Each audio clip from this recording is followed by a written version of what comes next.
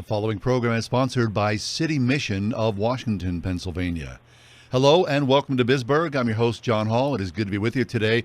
And today we are welcoming in studio Dean Gartland. Dean is the president and the CEO of City Mission in Washington, Pennsylvania. Dean, friend, welcome back. How are you?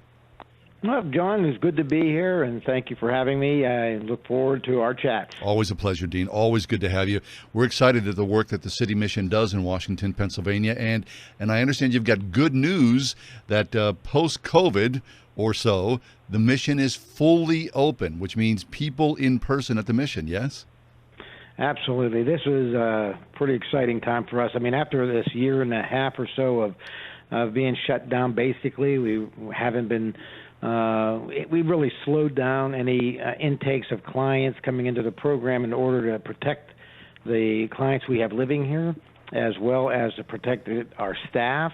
And so we've been and we've stopped all of our volunteers from coming in. And so we have for the last year and a half, it's been just a kind of I won't say a ghost town here on our campus, but we've had the residents are here, but it's just been our staff and our residents. And so now that things have been more open, and our residents have been vaccinated, our staff have been vaccinated, we are now able to open our campus up fully. Fabulous. So we now have volunteers back on the campus, and it's just great to see those volunteers in our kitchen serving meals, at our warehouse helping to sort clothing, going to our stores, teaching classes.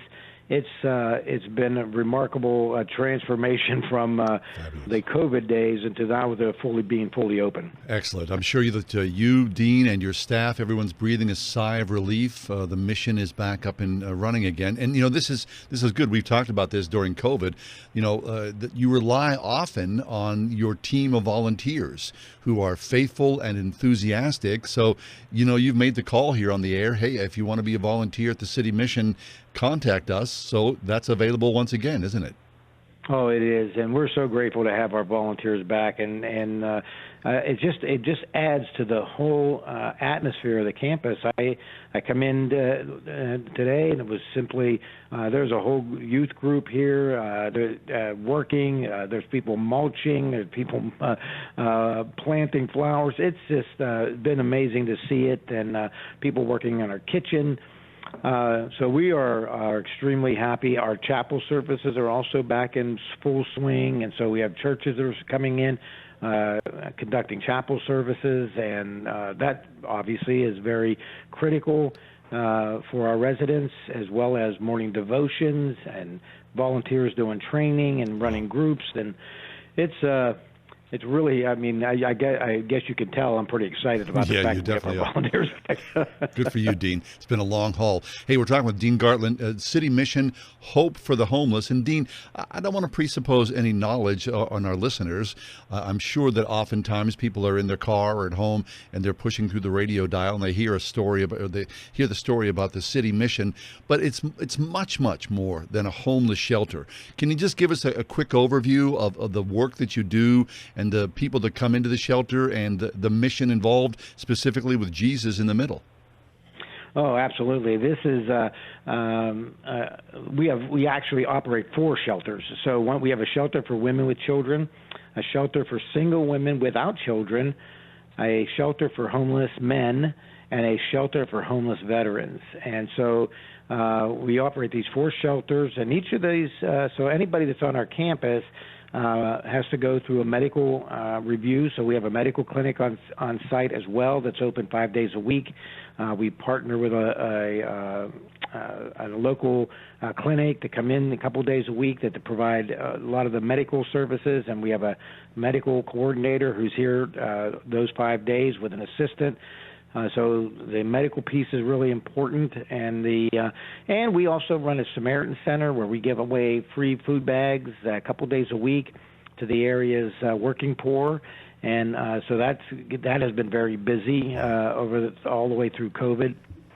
And we also run classes, and we have so we do anger management and drug and alcohol recovery and mental health services, and all that's on site here at our campus. Wow. We partner with churches that come in. They do church services in the evening, and in the morning we have devotions. And one of the other pieces of the puzzle here is all of our residents have the expectation to perform some duties around the campus, anything from working on our trucks to our warehouse to our kitchen to janitorial to maintenance. And so they're all giving back while they're living here, because this, as you know, John, and maybe our listeners may not know, but we do not have government funds here to cover these costs. Everything that's done here is carried out by the good will of people who believe in what we do and support us. So that is, and so anyways, every day here is a plethora of activity that goes on here every day. So when you come on this campus, there's always somebody doing something somewhere, and it's just amazing to see it happening. And the most importantly, when you see the lives of men and women transformed by the power of Christ, that to me is that's the whole reason why we are here. The spiritual part of our program is essential, and it's critical and primary to what we do. So everybody gets an opportunity to be able to assess their own spiritual walk and their own spiritual life and their relationship with God through Jesus. And we don't force anybody to believe. Obviously, that's between them and God. But we absolutely give everybody the chance to be able to assess that for themselves and make a decision and about their relationship with Christ. So it is amazing to watch the transformation of a person when they walk through our doors and walk through our program. Wow. Amazing. I bet, Dean. And, of course, you've shared those stories over the years about City Mission here on Bizburgh. So I'm always excited when you join us to see how God is working at the mission. Hey, Dean Gartland is with us from the City Mission. And if you want to be involved, you want to check out City Mission online. It's citymission.org, citymission.org. Or you want to call direct 724-222-8530. That's 724-222-8530. And Dean, one of the highlights when you join us that you always bring a client on the air, and I'm excited by that. And today you've got someone to join us to share their experience and their strength and their hope. Absolutely, and you're going to hear from Ed, and Ed's going to share with you his what you just said, John. He's going to share his strength, his experience, his hope. It's amazing to see what God has done in his life as well. Wonderful. Well, thank you. And Ed, thanks for being with us here today on Bizburgh. How are you? How you doing? My name is Ed. I am truly blessed and highly favored today. Fabulous. I've been here at the Washington City Mission, and I'm doing pretty good. You know what I mean? Every time I get up in the morning, I have a smile on my face today. You know what I mean? God put me in a good spot, put me in a better place than when I was. Excellent, Ed. Hey, Ed, take a moment, Ed, and tell your story. I'd love to know, what you used to be like and what happened and where you are now. And I'm sure you've told this story in meetings and whatnot, but, you've got some time here. So if you don't mind, can you go back and share your life with us? Well, back in the day, when I first came to Washington, there's a lady here named Margaret Ellis. And I kept calling, and she said, I got one more bed, I got one more bed, I got one more bed. So, I finally came just to see what it was about. Yeah. And and I've been here ever since. Fabulous. So, Ed, talk to us then. What was it then that drove you into the mission? I mean, I'm sure you had to have some hard times in your life. Talk to us about that. Well, at the time, I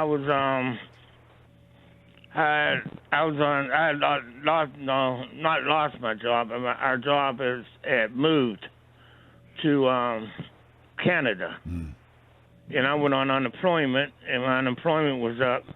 And the place I was staying, I worked around for my landlord, did a few things for the landlord, but it wasn't enough, so he said I had to find another place, get another job. I was on unemployment. My unemployment ran out, so I couldn't find another job, and all of a sudden I never heard it. One of my friends that I graduated with told me about Washington City Mission, and he gave me a couple names to go see, and that's how I came to Washington City Mission. Nice. So, You know. your time there, how long have you been living at the City Mission? Well, off and on. Mm-hmm. You know, I mean, this is my home place away from home. You I know, see, I've been sure. here about to my 25, 30 years here in worship. I might have been here about 4 or 5 times. I see. You know, and they always open up their hearts, open up, and it always been a truly experience to me that every time I come here, it gets better and better. Fabulous. You know, things happen here at the Washington City Mission. They sure do. I found God here. Yeah. You know what I mean? I truly found God here. I was a street person, strictly street, didn't know nothing about God until I came here. I came here, I went to church, and this is how it happened. This guy told me, come on, let's go to church. I said, I don't have no suit. So he said, I'll get a, he said, come on. He took me over to the sorting room. And the first suit I picked up was my suit that I had put in the cleaners from where I lived at. What? Yeah, my suit. I went to church in my suit. And he looked at me and I looked at him. He said, God knew you was coming up here. He sent you your suit. And with that suit, I graduated 2 or 3 programs with that suit. I still got it hanging high in my closet. I can't wear it no more. I can't fit it anymore. But it's in my closet. Fabulous. That's a really great story. Ed, Yes, it is. talk to us about your life. Have you struggled with alcohol or drug addiction? I mean, for a while there, but I'm straight today. You know what I mean? Yeah. I'm very straight today. Washington City Mission, I went to programs here that got me straight, and I worked here for a while. And I also today I work at a place called Connect. I've been there 25 years. Wow. Very good. So You know? what I take here, Ed, is I hear you describe yourself is, you come and go, but that door is always open at City Mission. And really at the core of it all, they're talking to you about Jesus. And what I hear is that no one's forcing anything on you. This is something that you do willingly, and you found a different way of living, a new life because of the work that City Mission has done with you. Yes, I found a new way of living. You know what I mean? God has truly blessed me today. You know what I mean? Long as I put my trust in Him, good things happen. Yeah. I mean, You know what I mean? I do know what you mean. Yeah. Yeah.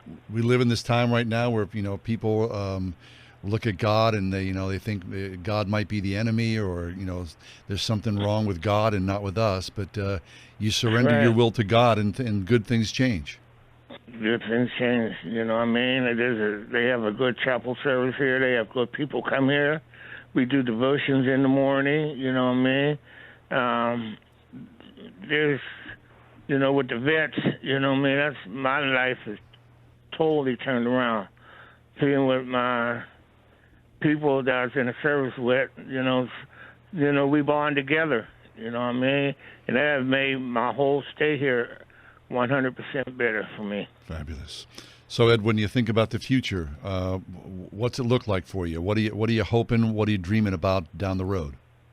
Well, I just hope my future it's becoming a lot better now. I'm a little, my legs are a little bad off. I have trouble with my legs, and I have arthritis. But still, though, I pray to God, and me and God does this together. Amen to that. Ed, So I'm in a good place today. Excellent. So, what I always hope is, Ed, when I talk to someone who's at City Mission, who's come in those front doors and their life has been changed, would you just take a little second and, there's somebody out there listening to, you and I have this conversation right now. Would you take a second, and there's someone who is like you out there, and maybe they need a little encouragement of why they should come in that front door of City Mission? Could you say something there? Hey, there's always people always don't want to take them steps to better themselves. You know what I mean? They rather keep going, instead of looking at themselves saying, I need help.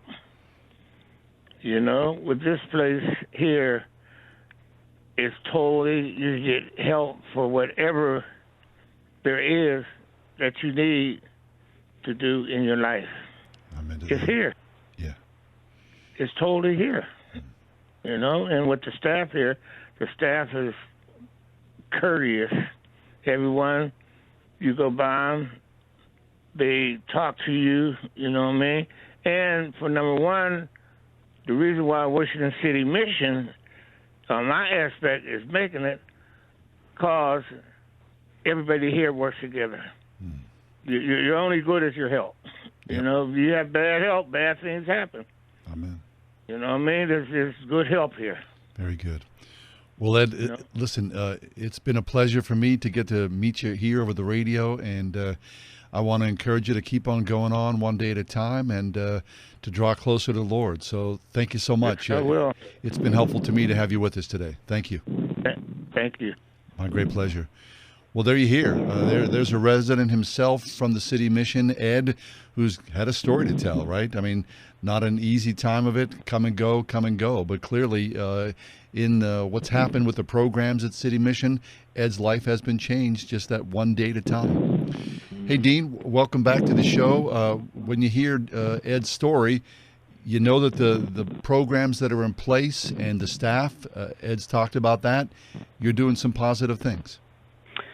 Yeah, and Ed is one of our veterans. He stays in our veterans house, and and I've known Ed a long time. So when Ed talks about that coming in and leaving, and coming back and forth, Ed is, you know, he's a little older, one of our little bit older guys, but he has been and it's not always been a drug and alcohol issue for him. It's just been issues surrounding unemployment or employment issues or what have you, and needing a place to stay and to get back on his feet again. And so I think Ed has a much brighter future ahead of him than he had, let's say, about 6-7 months ago or so. And so he's very positive. He's a positive influence on the other men that come into the facility. And so his story is the story of so many other folks who also make their way to the City Mission, and not always because they've just been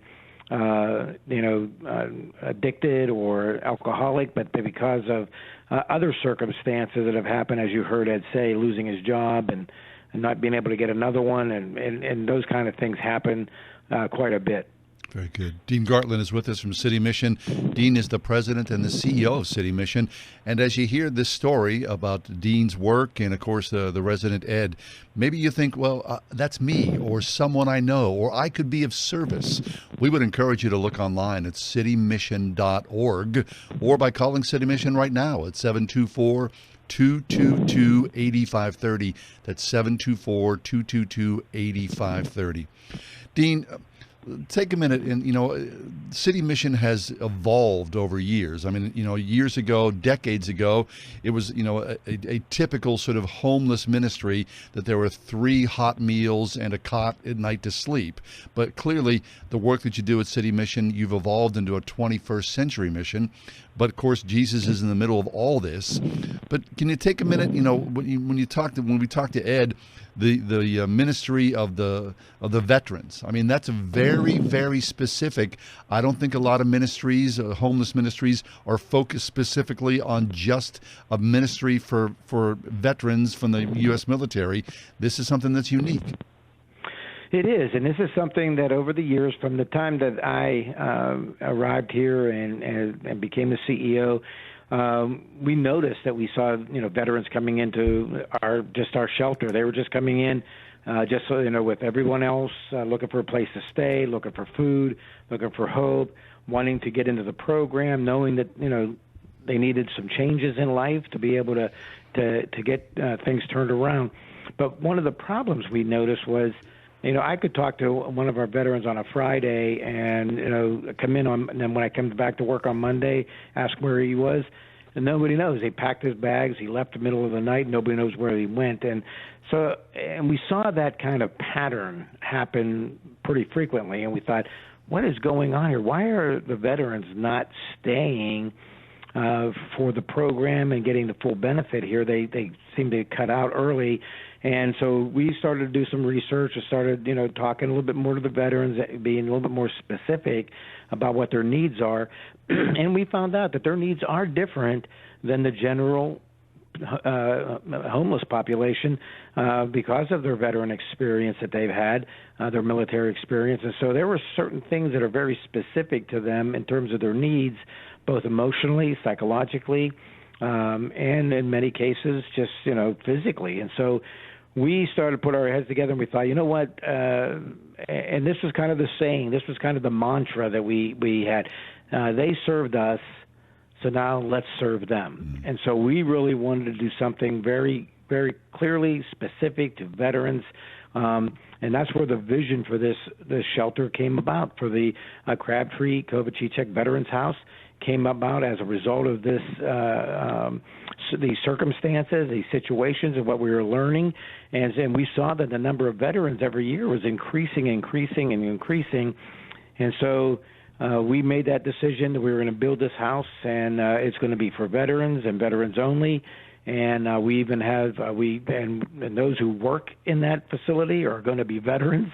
And so we have an outstanding manager of our veteran services, former combat veteran himself, and he just loves the Lord, and he's got a tremendous heart for other veterans. And so these veterans that come to our facility are getting some outstanding service, some help to connect with other resources that they need, connecting with the VA for services that they are eligible for and probably haven't taken advantage of. And so here, our veterans are getting much more than they ever received before, and now they are staying longer, they're getting the full benefit of the program, and they're moving out into jobs in their own apartment, and they're being a success. And so watching this happen has been a dream come true. It's really changed the way the issues that we had before, and those issues have been solved and been resolved as a result of having this specific shelter just for veterans. Wow, we're that's very fabulous. pleased. I love that you were able to make the adjustment. You see a need and a problem, and the adjustment is made, and so men and women's lives are changed because of that. So that's excellent. Hey, Dean, just a few minutes left here with this. So, always as we go to air, clearly, you talked about this as you came in. You're not taking any government aid. And, of course, the government has been in the business these last 15, 16 months of handing out billions and billions of dollars. But you rely on people who love the Lord and are invested in a local ministry. So can you talk about that and what your felt need is? We've got about 2 minutes or so left. You always do need help in one form or another, don't you? Oh, we absolutely do. And one of the things I always ask people to do is, and if you're a person of faith and you're listening, please pray for us. Pray for our residents. Pray for our staff. I mean, when we went through this whole COVID this last year and a half, we did everything we can to protect our staff and residents. And so we need prayer. We need people to stand in the gap for us. But we also need their support. We need their financial support, their prayer support. And another way that people can support us is we have 7 thrift stores that we operate. And if they have clothing or furniture donations that they would like to make, we would love to receive them. We have trucks that go out and pick up these items. And, of course, as you said, we don't receive government funds, so this is strictly run by donations, and we ask people to, if you believe in what we do, and many times it's people who have known somebody, that a family member who might have come to the mission, or they've talked to somebody whose life has been changed as a result of coming through City Mission, and they are the ones that become really committed donors, and so we look for that, people that are willing to make a commitment on a monthly basis just to support us. And they really keep us going, keep our doors open, because the work that we do is critical to the lives of these men and women, particularly as we think about this whole opioid crisis that's taken people's lives. This is really an oasis, a safety net for folks that are struggling, that they can come here to the City Mission and really get the help that they need and see their lives transformed. Amen to that. Well, Dean, I'm an admirer of the work, for the decades-long work that the City Mission has done. So congratulations to you, and specifically because you've got Jesus in the mix of it. I know that for the fact you have changed countless lives. So congratulations on that, and keep on going on. Well, thank you, John. I really appreciate that very much. Listen, our pleasure, always. City Mission in Washington, Pennsylvania. You hear Dean Gartland talk about this, his great passion, the vision for helping men and women who are down, but they are being given a hand up through Jesus Christ, and the ministry of all that happening right now at Washington, Pennsylvania at City Mission. We'd encourage you to go online and check out City Mission online, citymission.org. Avail yourself, do some good work, and help those in great need, or else you want to call right now at 724-222-8530, 724-222-8530. This has been Bizburgh. Always a great pleasure. We'll see you next time. God blessings.